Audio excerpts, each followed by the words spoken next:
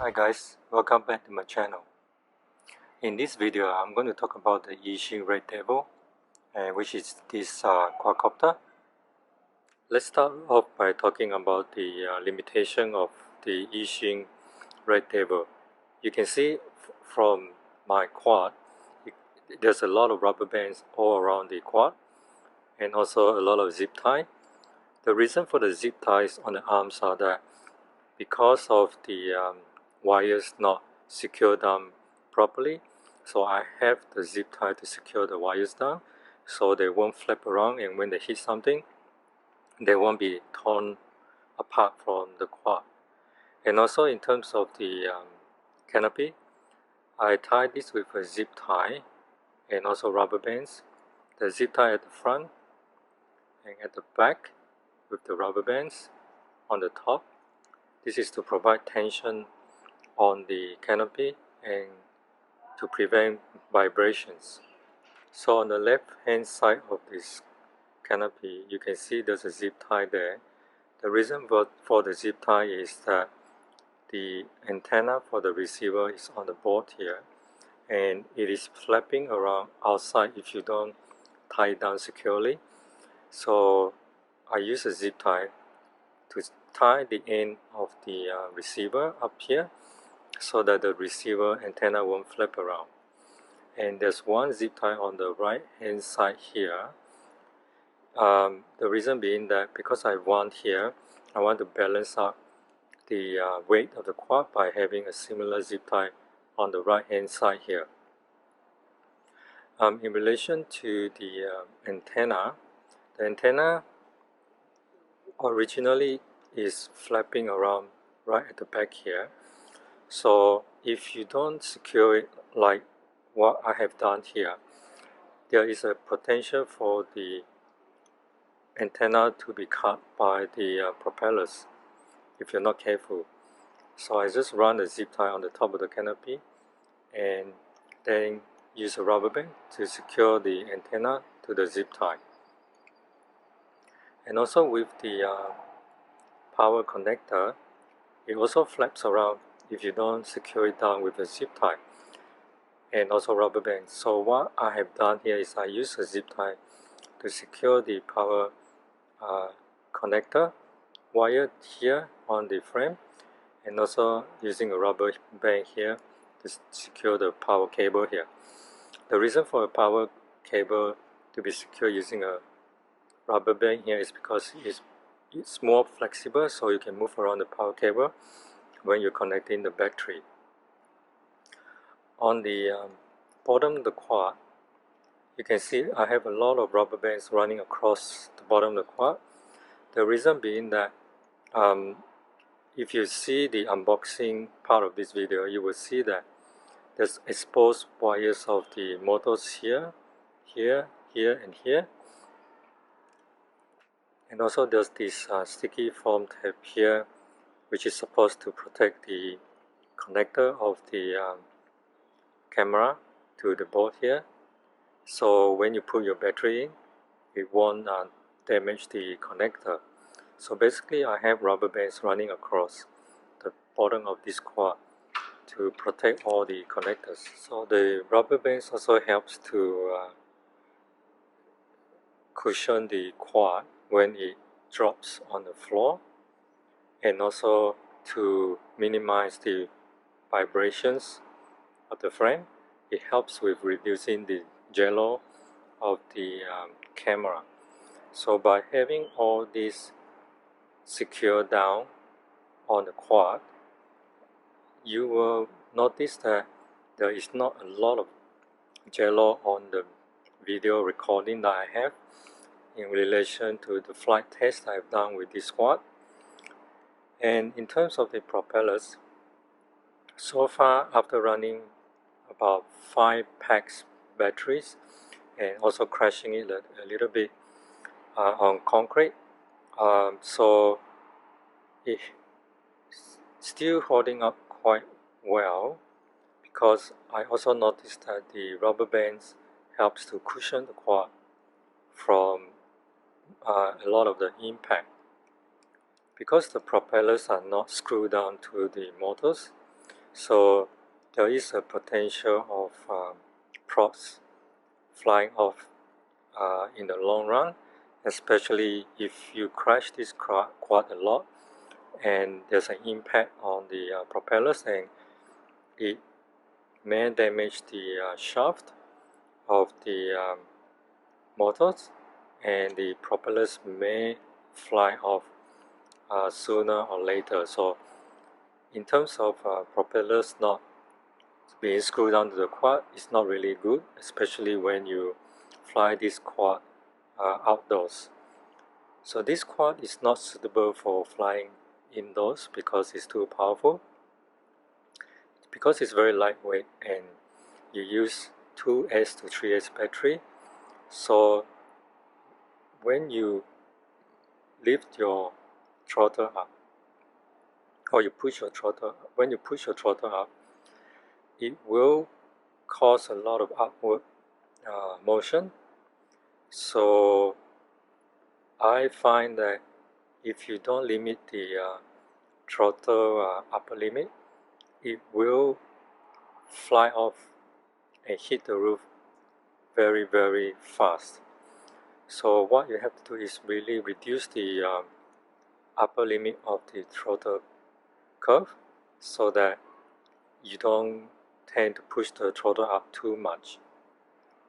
So in my model for the QX7, I limit the throttle by having a variable switch.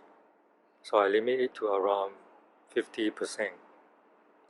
Even with a 50% limit, this is still too powerful indoors. So I have a few sample videos that you can see.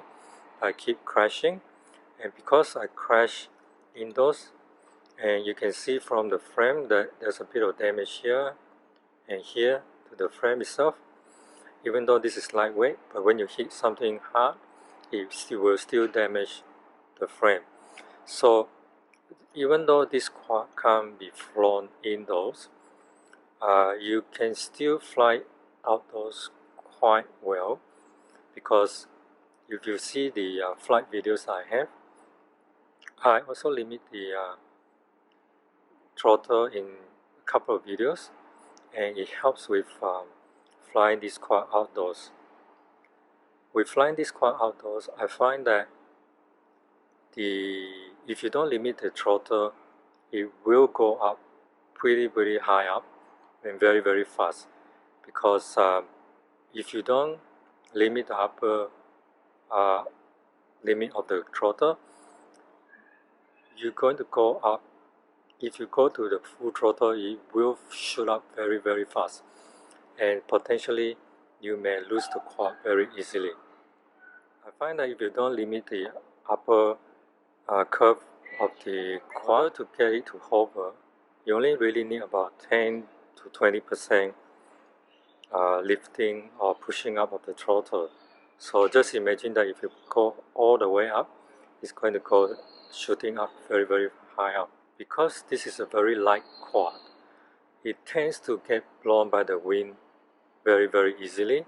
So I find that it's very difficult to control in very windy conditions, because when the wind blows, it will tend to go faster than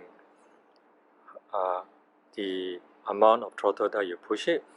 So you have to be very careful when you push the throttle, and you constantly have to keep watching out for the speed of the quad. In terms of battery, I also use 2S batteries and 3S batteries to try this out. And I find that using the 2S batteries,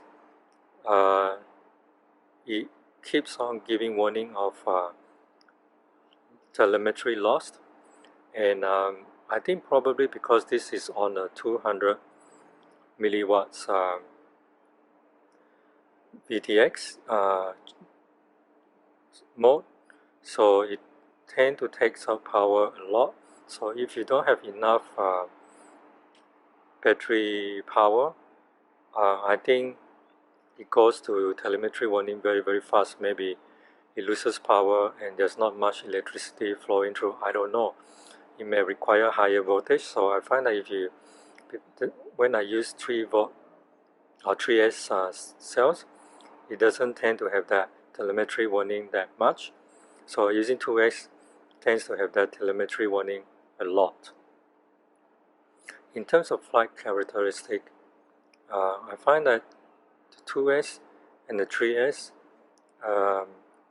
they have very similar characteristics, but because the 3S is a bit heavy, it will help to stabilize the quad much better, and it's much easier to control with a 3S battery. So in relation to the range of this quad, I find that it gives me around 100 meters of range, but it keeps on giving out telemetry loss warning, so just be careful. And also it tends to be pushed by the wind quite a lot, and it's quite unstable, so you need to really control this really well. And when you move your throttle and when you turn, it tends to go really high up, and if you go too far or too high up, it may be blown by the wind and carried off by the wind.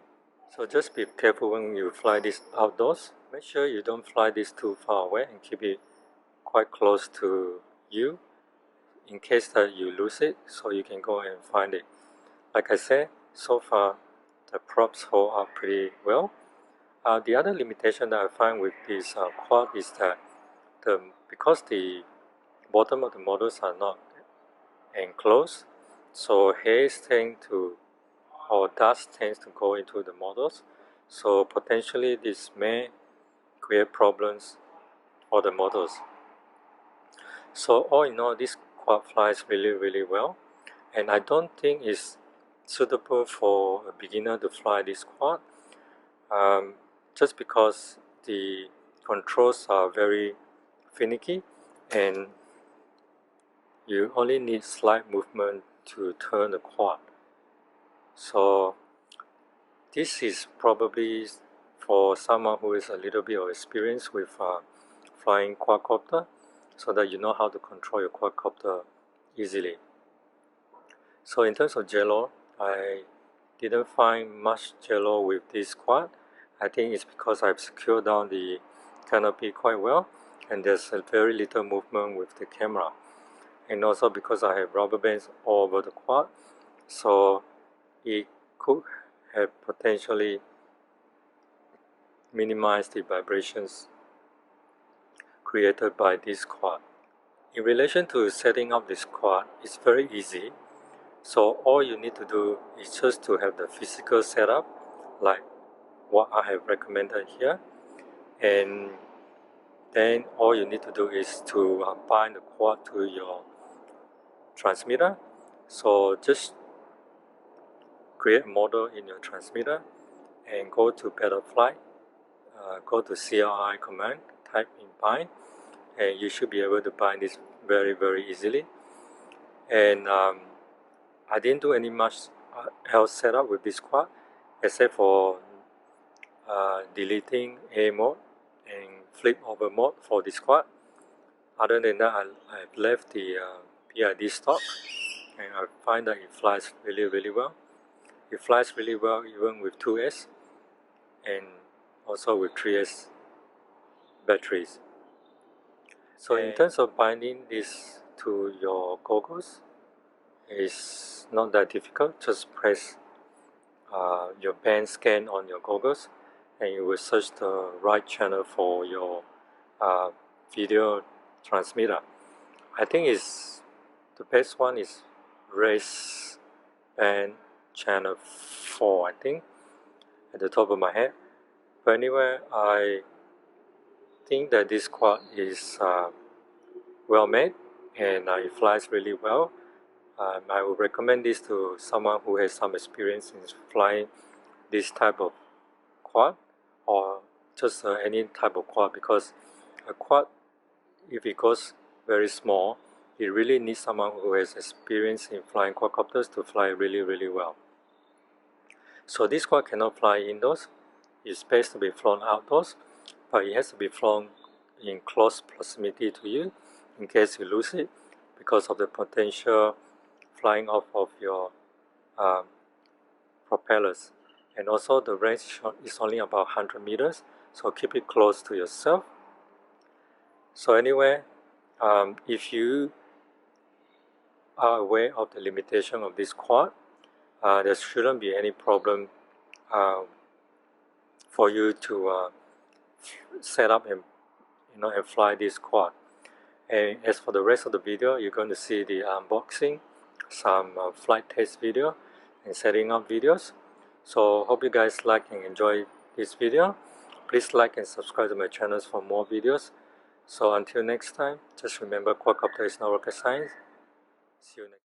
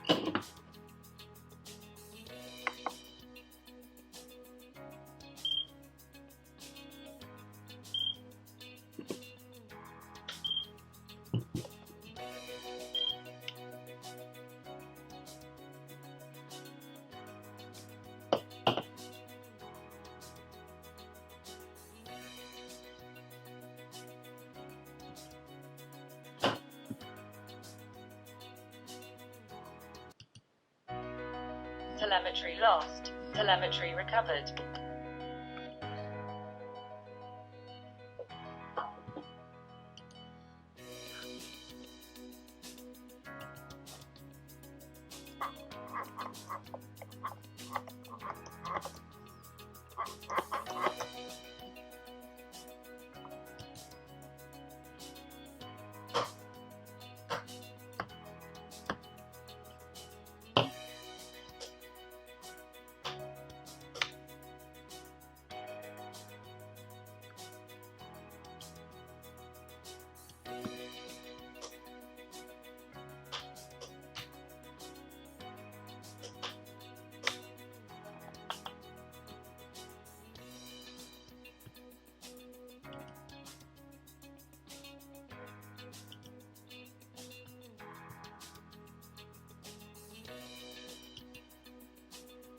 Telemetry lost. Telemetry recovered.